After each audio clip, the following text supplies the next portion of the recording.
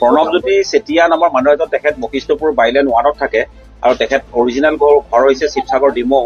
তেখেতে ফেচবুকত আপোনাৰ আলফা স্বাধীনৰ হৈ কিবা এটা পোষ্ট এটা দিছিলে। সেই পোষ্টটো দিয়াৰ কাৰণে তেখেতক আপোনাৰ আমাৰ ক্ৰাইম ব্ৰাঞ্চত এটা কেছ ৰুজু হৈছে। সেইটো হৈছে 02/25। এই কেছটোতে তেখেতক আটক কৰা হৈছে। এই কেছটো তেখেতক এৰেষ্ট কৰি ফৰৱাৰ্ড কৰা হ'ব, তেখেতক কাষ্টডিত অনা যাব। কিবা পাইছে নেকি আৰু তেওঁ আলফা স্বাধীনৰ লগত কিবা যোগসূত্ৰৰ ৰূপত তেনেকুৱা? এতিয়া কথাটো হৈছে কি, পোষ্টটো তেখেতে নিজেই দিছে, যিটো পোষ্টটো ফেচবুকত উপলব্ধ হৈ আছিলে। এতিয়া সেইটোৰ ওপৰতে ভিত্তি কৰি তেখেতক এৰেষ্ট কৰা হৈছে আৰু এৰেষ্ট কৰি বাকী আমি সোধপোছ ইত্যাদি এতিয়া অব্যাহত ৰাখিছো।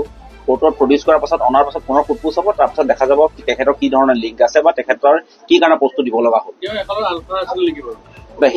সেইটো আমি তদন্তত ওলাব। এইটো কি এতিয়া সদ্যহতে পোষ্টটো দিয়াৰ কাৰণে তেখেতক উঠাই লৈ অহা হৈছে। বাকীখিনি আমি তদন্তত উলিয়াম যে তেখেতে কিহৰ কাৰণে পোষ্টটো দিব লগা হ'ল, নে আলফাৰ লগত তেখেতৰ কিবা লিংক আছে নেকি।